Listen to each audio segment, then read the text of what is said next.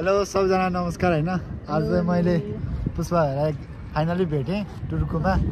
के छ नयाँ नौलो खबर? यस्तै छ नयाँ नौलो हाल खबर एकदम राम्रो छ। तपाईको भन्नुस्। एकदम ठिक छ नि, भेटेर खुसी लाग्यो नि। एकदम एकदम धेरै नै खुसी छु म आज भेटेर। मैले भेट्न चाहिँ पहिल्यै बोलाएको थिएँ हैन। अब ऊ कामको अलि काम बिजी मान्छे हो चाहिँ फेरि, अनि अलिक भेट्नलाई टाइम भएको थिएन। आज चाहिँ भेट्न फाइनली टाइम मिल्यो भनौँ न। आज फाइनली भेट भयो।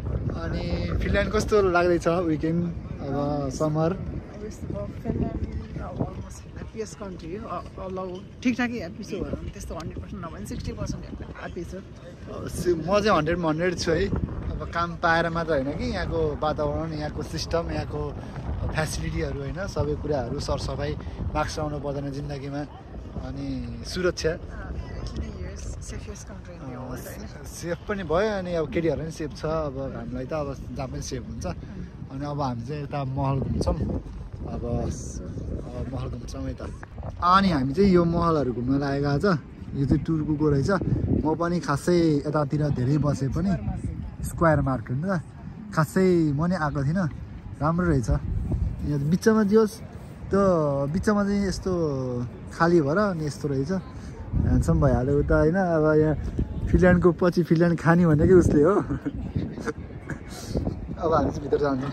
गाइज हामीले आज होइन भेटघाट पनि भयो, नयाँ नयाँ साथी, सपिङ पनि गरियो। सपिङ चाहिँ राम्रै कति चुना लाग्यो? 100 कति किन्यो अरे? 150 को घडी किन्यो उसले होइन।